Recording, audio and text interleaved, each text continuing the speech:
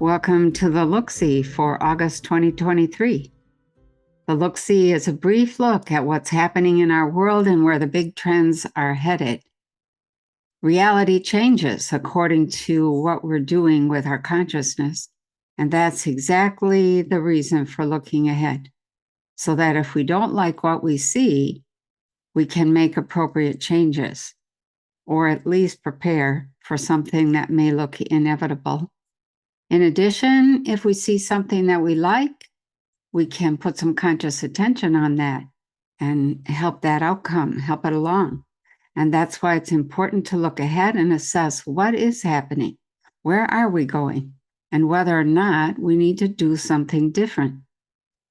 So let's look at the future coming at us, or the future that we are creating, because we are creating our future. So number one, in some of my earliest look-sees, I said frequently that it looked to me like the populations of the US and the Western countries were being herded right into the squeeze gates. And it looks like in the next couple of months, the squeeze is going to be applied. I would suggest that you do any repairs to your home or appliances that are needed, any repairs to your car that are needed, and get your winter supplies of food, water, pet foods, batteries, supplements, cleaning supplies in place. Check your stock of clothing, shoes, coats, scarves, and gloves to make sure you have what you need for indoor and outdoor work. If you live in the north, fill a couple of 5-gallon fuel tanks with whatever you need to run your snowblower, your snowmobile, and your vehicle. August and September are the perfect time of year to find a farmer's market and buy some extra vegetables. Buy a small freezer if you can and freeze some of those fruits and veggies. Invest in a solar-powered generator that is powerful enough to run your freezer, and make sure you know how to set up the generator and the panels to charge it. If you have a wood stove, get at least 3 cords of wood, 1 cord for each of the coldest months, at least, and stack it out of the rain and snow in a place that's convenient to loading the wood stove. Have an extra spark plug or 2, a filter, and enough oil to carry you through spring maintenance on whatever vehicles you need to do spring maintenance or any kind of maintenance. And get whatever cash you can in hand. Credit cards and debit cards are not reliable. Lastly, make at least some effort to connect with your community. Attend a meeting, invite people over for dinner, have coffee with friends, or start a group of your own. The goal is to be self-sufficient and self-reliant for the next 12 months, the next entire year. Number 2. Last month, I mentioned that I saw insurance companies having a really hard time by October-November timeframe this fall. So I went back to see if it was worse, better, or still the same. And it looked like things were a bit worse. Insurance companies were laying people off, going under, closing up shop, etc. So a few days later, I happened to see some new information that said insurance companies were refusing to insure people in a couple of areas, and they were canceling the policies of people they thought were risky. Those people had big mortgages, some of them up to $10 million. And under the mortgage agreement, you must maintain property insurance or they will call in your loan and you can lose your house and property. The result of the insurance company cancellations was that the people who suddenly found themselves without insurance were now trying to sell that property because the bank was calling in their mortgage. So I have a couple of comments and an observation on all this. It has always been my perception that the main purpose of insurance companies was to help people avoid catastrophic loss. And that would stabilize families and communities because families and communities were critical. There were necessary structures in maintaining culture and civilization. We are all in this together. And the idea was to collect a little bit of money from a lot of people and use it to help someone if their house burned down or got carried away in a flood or was blown away in a storm. The goal was to spread out the burden of difficulty so that no one would be overwhelmed by disaster. Somewhere along the line, this idea was lost. Insurance companies began trying to help banks avoid losses instead of the people. And they began to be stingy.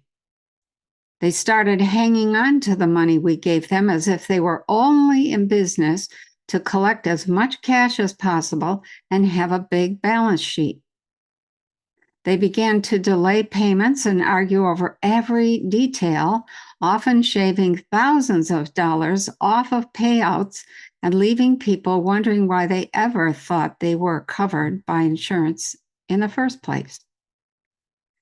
Insurance companies became worse than banks because you could at least get your money out of a bank if you needed it and the bank was still solvent. But the money that went into an insurance company disappeared into a black hole. Here we are today in 2023, and I'm wondering if the collusion between banks and insurance companies has sunk to a new level of screw job. If insurance companies can cancel your property insurance, then banks can cancel your mortgage, and you can be left without a house. In cases like this, the bank would have a nice, juicy property on their hands. What is to prevent these mortgage and insurance thieves from targeting some beautiful property just because they want to own it? When banking declared that you had to have insurance on your mortgage, this was a pretty sweet deal for the insurance companies. It was guaranteed business for them. We don't know what kind of collusion might have gone on in reaching that kind of deal. But if insurance companies can cancel, then mortgage companies and banks should not be allowed to require insurance because the temptation to collude is too great. It seems to me all the power and the decision-making ability is on the side of the banks and insurance companies. So, conclusions? A, if mortgage companies require insurance on your property, then insurance companies should not be allowed to cancel once an insurance policy has been issued. B, if insurance companies refuse to insure or begin to cancel policies, then mortgage companies and banks will refuse to offer loans on houses and properties. Even fewer people will be able to own their own homes, and the level of impoverishment and homelessness among our people will rise further than it already has. C, if insurance companies start canceling policies or refusing to insure homes in certain areas, this will trigger financial disasters in that area, forcing migration to less desirable areas. This would amount to coercion and the loss of freedom to live where you would like to live. Not to mention the idea that's been floating around the internet that Bill Gates and a few hidden controllers want to force everyone into the middle of the country where they own all the land, all the water, and all the minerals. And lastly, if insurance companies refuse to insure or start canceling policies, and mortgage companies and banks stop issuing loans, the entire financial system will suffer a deep blow, triggering an entire chain of undesirable effects. And that is, in fact, what I saw, and what prompted me to mention that the squeeze gates were closing. Money will not be available. Number 3, says Eve Ensler. You remember Eve Ensler of the Vagina Monologues? Eve Ensler says, here are the things we have to unlearn. hierarchy, patriarchy, separation, shortages, scarcity, race, competition, the war on cancer. Listening to someone else tell us what to eat instead of listening to the body. Gender, jobs, school, health care, limitation, capitalism, accumulation of money, colonialism, caste systems, and poverty. Things we have to unlearn. Wow. Number 4, I went to look at what was happening in Washington, D.C., and I had a small vision. It looked like someone who was very tall, or maybe it could have even been a big piece of equipment, and it was cleaning what I assumed was the street using a giant broom and big, extravagant, sweeping motions. When I tried to get a better look at the street, instead of seeing cement or blacktop and curbsides, it looked like some dark water with dirty edges. I wondered if that area had flooded or if it was symbolic of the edge of some water. Then I saw a guy wearing a t-shirt and bandana or handkerchief around his head. He was holding a stout stick with something on the end of it, and he was poking at something. There were people milling around everywhere, and I had the impression that there was some kind of protest, or maybe a march, or even a riot.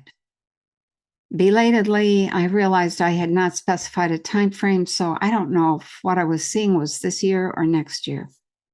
That was in Washington, D.C. So, and water symbolizes big emotion. And black water, dirty water, dark water with dirty edges, that speaks for itself.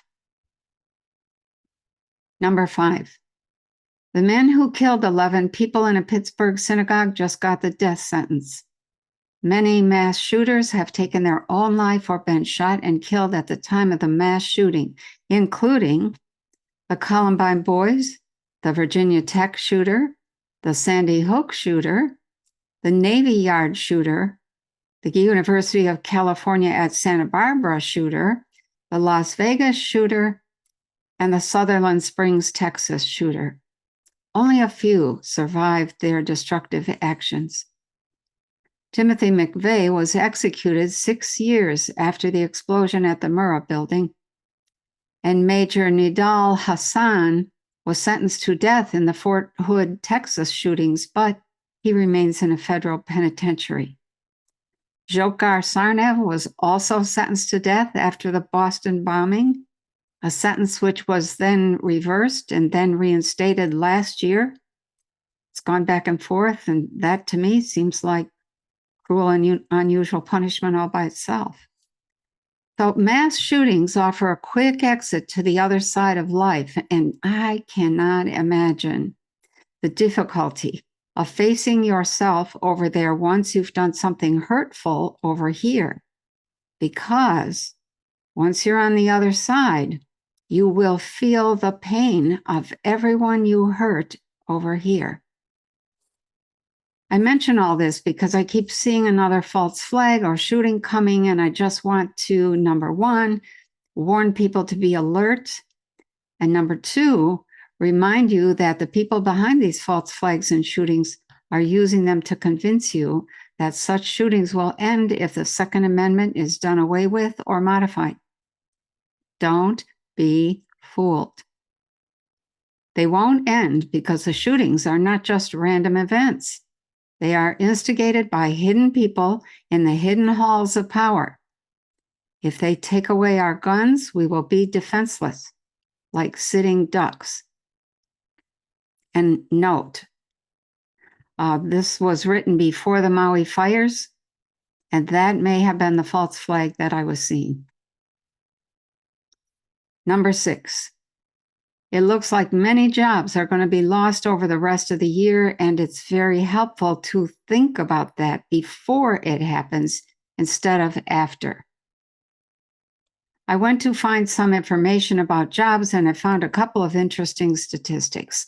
So I'm going to list the percentage of people working in each of the top 10 employment areas here for you to read, but I'm only going to talk in the video about the implications of the numbers.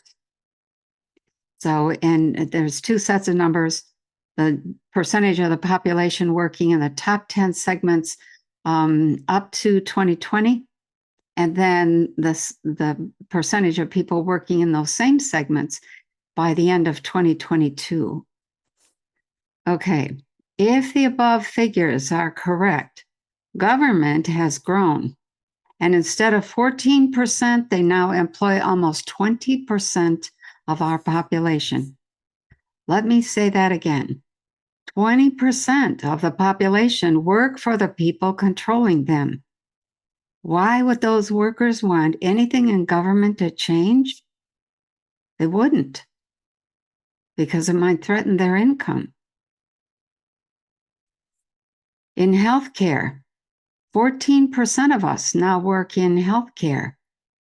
Why would they want anyone to be healthy? They wouldn't, because 14% of our people would be out of work.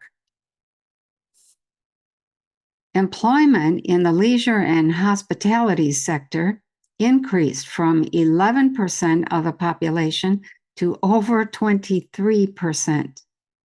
That's a doubling.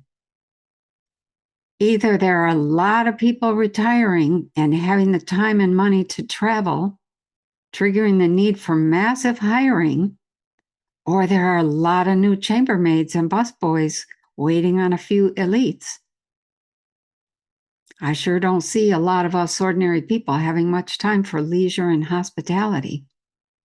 According to statistics, the number of people working in retail up until 2020 was a flat 5 million. But the Bureau of Labor Statistics said that only 1.2 million were working in retail by 2022 at an average pay of $10 an hour. Who can afford to work in retail when a car costs $40,000, houses cost $350,000, and food and utilities are just about all you can afford? I can see why there's no one working in retail. However, there were some conflicts in the numbers. The Retail Association said that 52 million were working in retail. It's like, wow. Okay, who do we listen to? Regarding manufacturing, 2.7 million people in manufacturing lost jobs between 2020 and 2022. Do you suppose they went to work in the government sector? I can't imagine they would end up in leisure and hospitality. The percentage of the people working in finance, insurance, and real estate went up 1 percentage point, possibly because people in real estate realized they could buy the very houses they were listing for sale and jack up the price to ridiculous numbers because of the desperate migrations coming from the big cities on both coasts. Construction lost almost half its workforce between 2020 and 2022. Information and telecom businesses stayed the same, and mining went down slightly. Of all the changes going on, the two that stand out the most are the 5% increase in government employment and the 12% increase in those working in leisure and hospitality. When you add together the number of people working in these two sectors, 20% in government, 23.3% in leisure and hospitality, that's 43.3%. And that tells us that half of us are not producing anything. It's all about control and leisure. What makes us think we can continue on this path, especially with such a wobbly financial system and a distrusted medical system to boot? Every other country in the world is working furiously to become self-sufficient. we should be heading in that direction as well. We're going to need that if war breaks out or the changes in our sun escalate and we have something like a solar blast or micronova or. Number 7. As the rest of the world moves ahead, the U.S. and the West will move through considerable stress due to internal chaos. And we see that. We see that everywhere. It looks like the powers that want to be are going to try to reestablish globalization with a new set of players, a slightly different set of rules, and their brand new shiny financial system. The U.S. will be alternately ignored and left out, or treated as a pariah that's not welcome anywhere and has no say in anything. This will result in a lot of deals falling by the wayside. It appears that we will be breaking up or breaking down, and the biggest problem will be that there is no answer to the question, who is in charge? Who is in power? And right there, who is in power? That's the issue. The people of the U.S. will not be willing to get behind any one person or party, and the constantly changing landscape of fighting and reorganization will make it difficult for those getting in line behind new global leaders to understand that Americans are not interested in top-down, hierarchy-based leadership anymore. Number 8. There has been an astounding amount of rain in China. OMG. More than 29.4 inches in just a few days. I think that was around August 1st. The destruction has been mind-blowing. People, houses, animals, crops just swept away. The decision by Xi Jinping to open the dams and floodgates and divert the floodwaters into the surrounding countryside instead of allowing the capital of Beijing to be flooded had to be one of those awful damned if you do and damned if you don't decisions. If you flood the capital and completely disrupt the seat of power, making it inoperable and chaotic, then you can't do anything to help anyone else. If you flood the countryside in order to preserve power and be able to help others, you will get backlash from the people that you diverted the floodwaters onto, flooding them out. China has its own revolutionary underbelly brewing at this time, and the flood is just going to ramp up that feeling.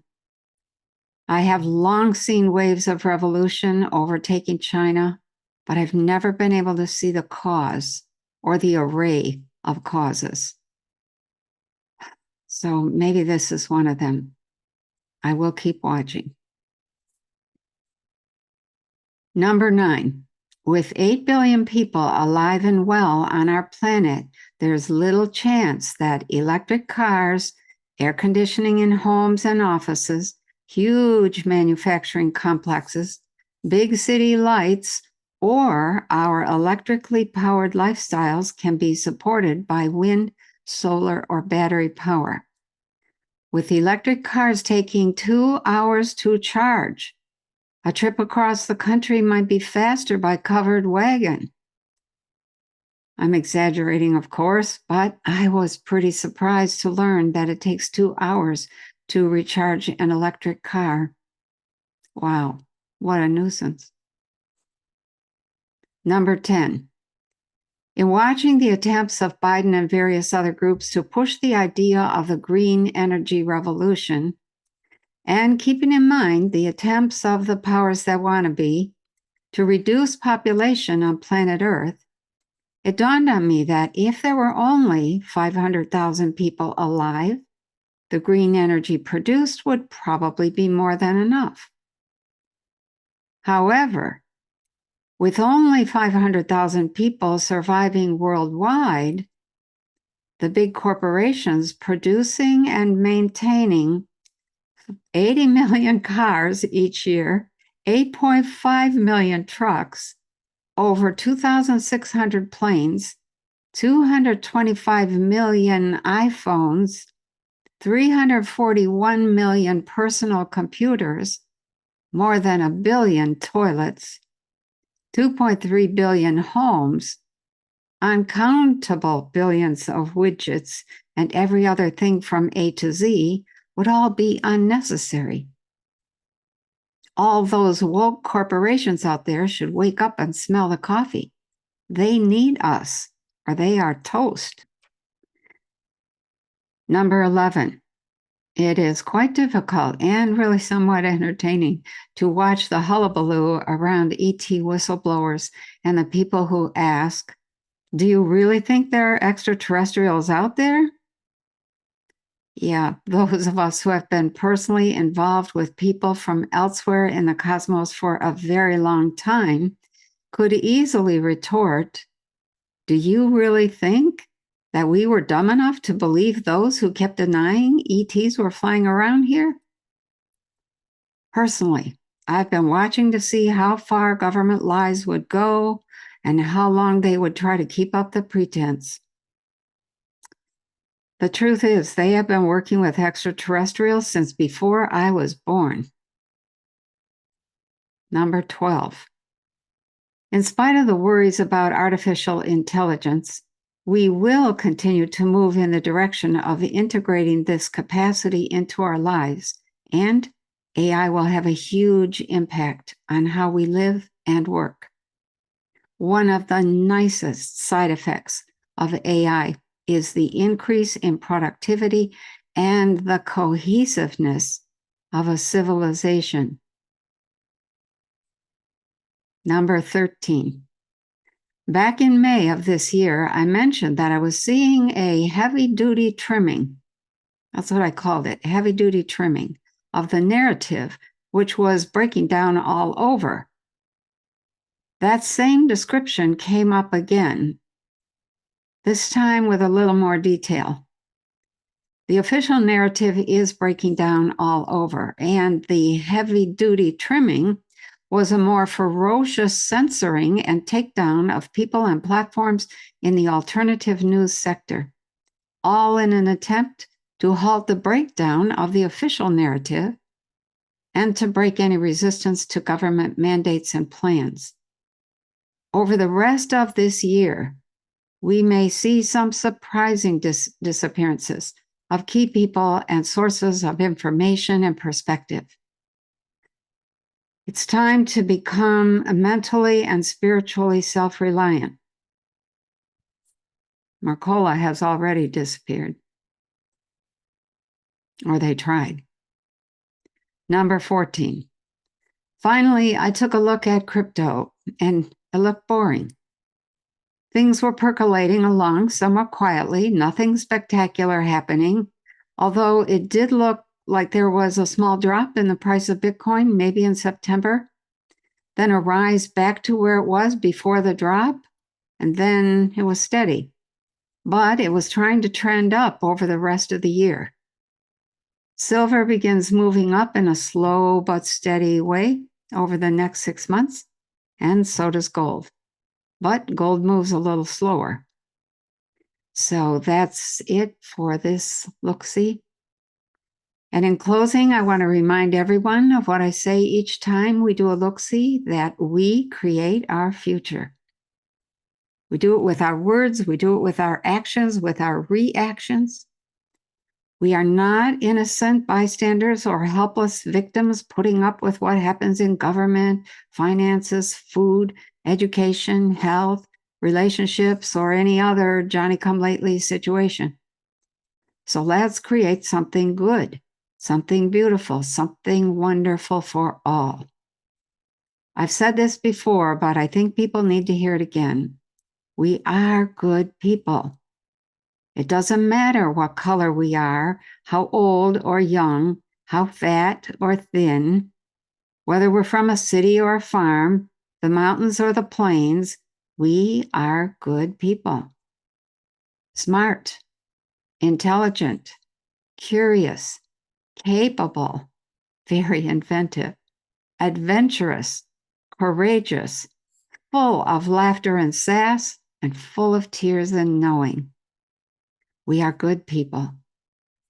We may not know how to talk to someone across the political left-right or woke divide, but that's okay. Instead of trying to talk to someone, invite them to have a cup of coffee with you and just listen. Learn to listen.